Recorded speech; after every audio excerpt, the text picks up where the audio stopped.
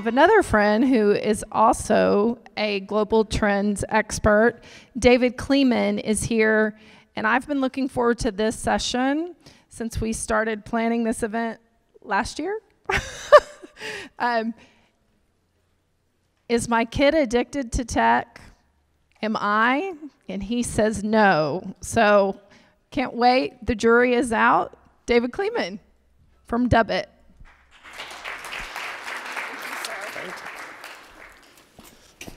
Good afternoon. I'm going to preface my talk with two short things. One is I'm going to be speaking really fast and running through a lot of slides very quickly. Happy to share the slides afterwards, so please don't worry if you don't get it, but I want to make sure that we leave lots of time for Sada. And the other thing that I'm going to preface by saying is I've been in this business a very long time. I'm old. I have been in children's media since it was basically 3 channels of television. So a lot of what I'm going to be talking about today is based on Dubit's research that we've been doing. We're a global research and strategy company in a digital studio. But more to the point, it is based on what I've seen over the years working in this business. Do I advance to get to my slides, or? Yes, I do. There we go. So I want to take apart the idea of technology addiction for you just a little bit. We are in a time when, as I say, I've been in this 35 years, and I have seen every form of, oh, television is bad for your kids, cable is bad for your kids, all these things are bad for your kids. I've never quite seen it like this, where we are so determined to scare parents about the role of media and technology in their families' lives. And you see these kind of headlines like digital heroin and glow kids. I'm going to make 3 stipulations before I start talking about whether technology addiction exists at least in my assessment. One is because screens are used for so many different things. They are how kids read, watch, study, play, communicate, socialize, all those things today. Screen time is a really poor measure of use. To try to measure it with a stopwatch when it's the content and the context is really a bad idea. Second, I acknowledge media uses that are risky, whether they have to do with privacy, bullying, some of the things you've been hearing about today that are concerns, or out of balance when a kid spends so much time with media or technology that other things suffer. Those are problematic. I'm not going to say they're not problematic. And I acknowledge as well that there are digital apps, there are games, there are all kinds of things out there now that are built on the idea of commanding and manipulating kids' attention. Some do it for time, some do it for money, but there are certainly, some do it for data, but there are certainly uses that are using what we might think of as addictive methods. Okay, let's start with 3 Rorschach tests. What do you see here? Bunch of kids outside, beautiful day, but they're all focused in on their phones. Well, if you go further, you see that what they're really doing is playing Pokemon Go, and they're playing as a group. They are playing as effectively a team where they're sharing information. And if you go a little bit deeper, you find that there are great studies about the use of Pokemon Go that found that especially for kids who often have other problems with socializing, Pokemon Go was a really great context for them to share information with others and to communicate with others and to play with others. Kids Media Rorschach test number 2. What do we see here? We see a child in a dark room, one of the favorite images that they use when they're talking about technology addiction. Child in a dark room with a screen. What do we see here? We see the kids that when I was growing up were, oh, they're bookworms. You can't stop them reading books. Under the covers, they turn on the lights and they're watching. So context has a lot to do with it. We have a feeling about books that they're healthy for kids, and no matter what the kid is doing in the dark with a screen, we're concerned that it's unhealthy. Kids Media Rorschach test number 3. What a sad picture of today's society. These kids in the Louvre are some of the greatest art around. And what are they doing? They're all looking at their phones. This picture and these messages went viral. Well, it turns out that what they were doing was they'd been sitting and looking at the art and talking with their teacher, and the teacher then assigned them to use an app on their phones to go deeper into the art and to learn more about it. So you can see, same kids, blue shirt, hoodie. These are the same kids, and we're just taking a snapshot in time and misinterpreting what's going on. Oops, that got a little out of line, but let's put addiction in context now. There are a lot of different contexts where we can look at this. One is a cultural context, and sorry that some of the highlights and things are out of place. If you are in a part of the world where there is a strong interest in controlling young people, you are much more likely to think of their media use and their technology use as an addiction. UNICEF points out that in some countries it's used as a way of incarcerating children, actually, in treatment camps because they're worried about the kinds of uses that they're making. Let's put it in an economic context, that whether it's a case of privilege. We read a lot these days about Silicon Valley parents who send their kids to no-tech schools. First of all, I think that's wildly exaggerated. I think there are a number of people who do it, but I think they make great headlines. And so while it's not a widespread practice, it looks really good in a paper. But then we have to acknowledge that those parents are very privileged, actually. And at any time when they decide that they want their kids to be exposed to technology, they have plenty of access, they have plenty of money, they have plenty of access to the technology and to the teaching to let their kids do that. Whereas if you're in a community that's less well-resourced, it may be much more important for your kids to get exposure early on, to make it a balanced part of their lives, and to learn the educational and developmental uses of it. Individual context. This goes way back. I chose a really old television because that's exactly how old this quote is. This is Wilbur Schramm, one of the early scholars of educational media, who, in doing his studies, found for some kids, under some circumstances, it's a problem. For most kids, under most circumstances, use of television at the time, and now technology, is not a problem. So we really need to look at the individual circumstances of the child that we're talking about. Causal context. We're very good at playing it both ways in this. Here we have the same article from the New York Times that in one case says, we're not going to have to dance around it. We can just call it addiction now. We don't have to call it depression or anxiety. Same article, something saying, but really when you see what you might think of as addiction, it's actually probably more a symptom or a side effect of something else. So you need to look at why it is that the child is devoting too much time, too much attention to technology. Is it a case that they are actually covering up something else with their use? Confirmation context, how you ask the question matters quite a bit. If you say to kids, do you feel addicted to your phone? They're probably going to answer, some of them at least, are going to answer yes. Here in this case, 40% of secondary school children, 34% of primary school children who answered that question, yeah, I feel worried that I am. If you call them addictive video games and say they're going to change the child's brains, here, newsflash, everything changes a child's brain. That's the purpose of development, is changing the brain. But if you start out by saying it's addictive and it's changing their brains, then you immediately put that spin on it. Profit context, when you've got a hammer, everything looks like a nail. This quote about, I've found it easier to treat heroin and crystal meth addicts than lost in the matrix video gamers or Facebook-dependent social media addicts. Well, that's from a guy who charges $50,000 to $75,000 a month for an addiction recovery center. If you're making that kind of money treating addiction, it's addiction. And then a semantic context. Often you will ask people, you'll challenge people on this idea of technology addiction, and they'll say, well, I don't really mean it scientifically. I mean it colloquially.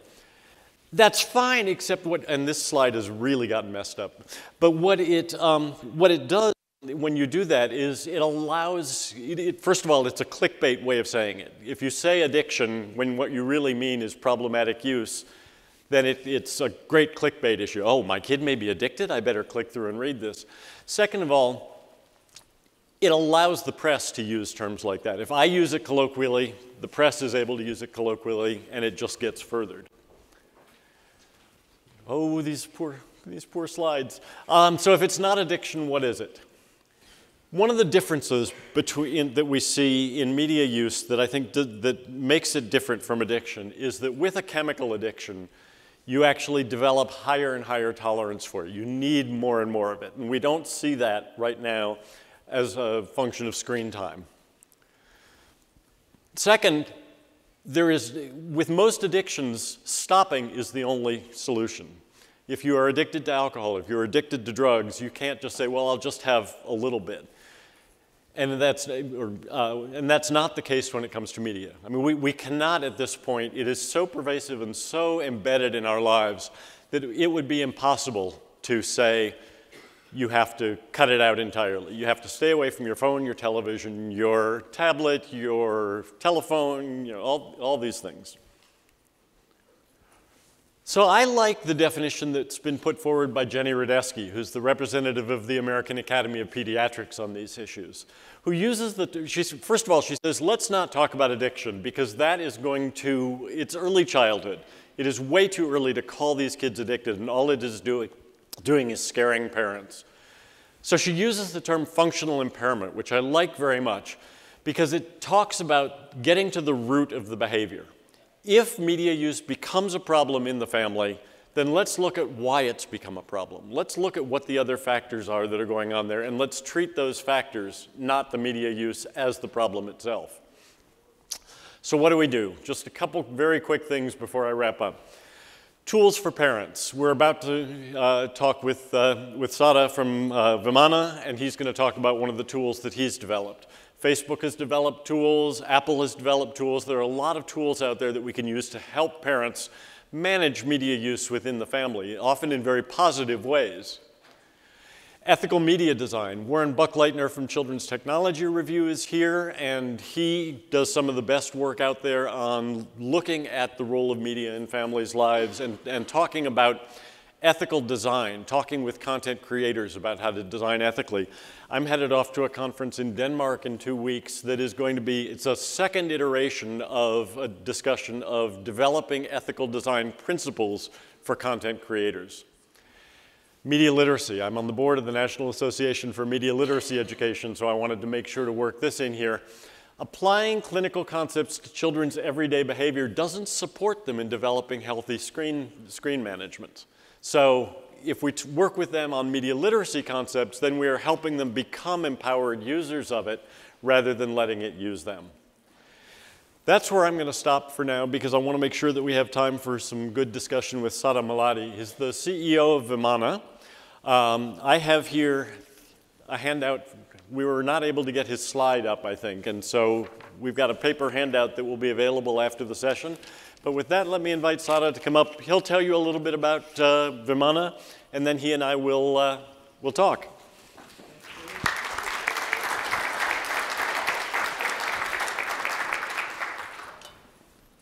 How is everyone doing? Settle down? So we keep talking at the Family Tech about digital consumption, digital overdose, addiction, and all of this. Why is this even important? Right? Why is this important for us, families, parents, influencers, journalists? Why is it important? Obviously, there is data which is pointing to excessive consumption, right? Excessive digital consumption, social media, you name it, is resulting in loneliness, depression, and there is data which suggests that it is 50% increase in the suicide rates and 14 points drop in SAT scores. That can be debated, but as parents, we all know what's going on in our houses, right? That's what we are here to talk about. And I'm going to share with you guys my story. I'm Sada Malladi, the founder and CEO of Vimana. I'm a father of 2 little daughters. I think 2 years back, then my 5-year-old had access to her mom's iPhone. And then, of course, we are out there working to technology parents, right? And the kid is constantly doing something on the phone. We had no clue. And I'm out there looking at a kid on the screen for so long, and I'm worried. And coming from my background is I look at network packets for big enterprises, for distributed networks. So I can help them build solutions where we look at packets and say, hey, we can build AI on top of it, ML on top of it. Now, I'm sitting at home and I'm thinking, why can't I do that for this home network? I want to know if whatever contextual thing David was mentioning, right? What is the kind of content she's accessing? Is it good? Is it bad? Right? And that's when I founded Vimana with the only simple goal. I want to enable parents cultivate healthy digital habits. We as Vimana, we don't want to tell you parents whether, hey, screen time is good or screen time is bad. Social media is good, social media is bad. It is all, like David was mentioning, it all boils down to the context. Screen time, what kind of screen time? And today, even today in the market, there's no such no choices where you could tell what kind of screen time. Is it a thumbs up? Is it a thumbs down? And also, who's going to do the thumbs up and down? I want the parents to do it, so it has to be personalized. So I would like to talk more about it, and thank you, David. Yeah, that's me. Let me start by asking you, what is Vimana's approach to family media use? What is your belief in designing the interface itself? Thank you. So the way, like I started mentioning, what Vimana believes is there is no one size that fits all. Every family is different. Every parent is different. So what we believe is they need tools. They cannot be frustrated in managing the digital consumption of the home. They get to create the digital diet. And how do they do that, right? So that, as Vimana, what we see is not, in fact, in many conferences, I get asked the question, how much screen time is good? And I'm like, I don't know, you tell me. So because what is the screen time? Are they actively consuming? Are they interacting? Are they learning? Are they coding? Every screen time is different. So as parents, we need the context. And of course, there are many tools out there. You have Apple screen time feature. You have Facebook that's working on some of such features. We have Google. And of course, Vimana has a solution. And yeah. So you give parents the tools to manage time, to manage content, to manage different elements. It's a multi-dimensional tool. How then do you help parents to use that to start a conversation with their families about what they believe? Yeah, it's all about cultivating healthy habits, right? Now, how do you cultivate a healthy habit? Like I mentioned, you need a tool that enables you. Now, what should that tool do? Irrespective of any device, any application, anywhere. As a parent, think about the world, right? Think about, our life. Any device, any application, anywhere, right? If I can have some kind of a context on its consumption, that's it, right? And my problem with the existing solutions where every company tries to come up with their own little button is parents are just sitting there pushing buttons, which button to push. And that's why you need like a centralized solution. Okay. Yeah. And then do you provide information along with it that helps parents make the decisions about the solution? Yeah, exactly. For example, as a parent, it would be nice to know 20% of the time my kid is watching or interested in football-related stuff. Maybe I'll join him or her on a football coaching. They are interested in piano. Right now, that context is missing. So I'm not afraid of technology. I love it. Yep. Digital devices, I know there are some panels where it's all doom and gloom. I'm not worried about technology. It's here to stay. It's going to grow bigger and better. Fine. Now, the question is, it's an opportunity for technologists like us. How do we enable people to use it in the right way versus obviously, just like with anything, there are going to be negatives. So what's interesting about that is it can start a conversation that goes well beyond the screen. That if I see my kid likes football, then maybe I start thinking, well, let's go to more football games, or let's do some reading together, let's choose books. So it's not only helping them manage media time, it's helping them understand their children's interests and habits and passions. Absolutely, yeah. And in that way, it empowers kids as well, doesn't it? Yeah, absolutely.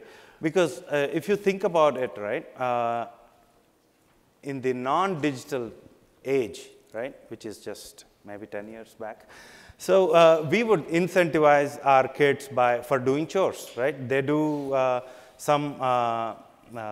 they clean up behind them, and then we give them a quarter, right? So now we can kind of incentivize. There is, at least with Vimana, what you can do is you can incentivize your kids so that they get more screen time, okay, for reading that book, right, or for playing that game.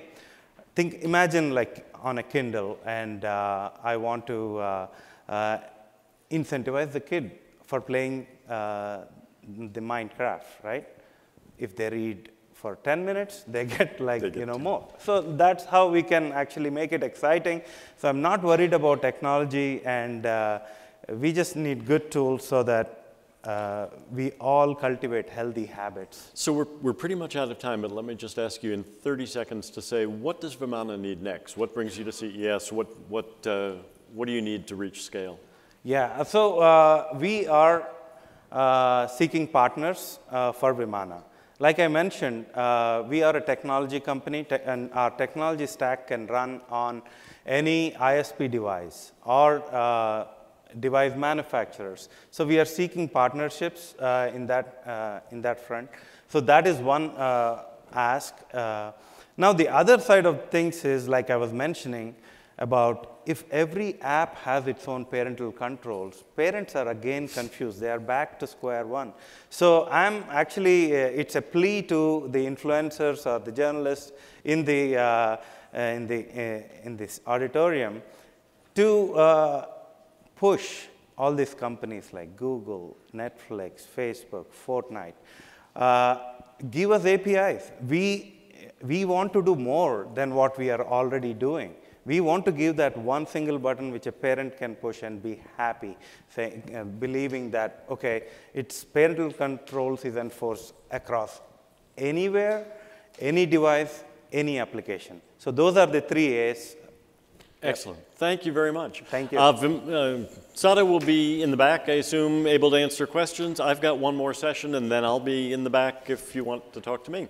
Awesome. Thank you, guys. Perfect. Thank you, Sada.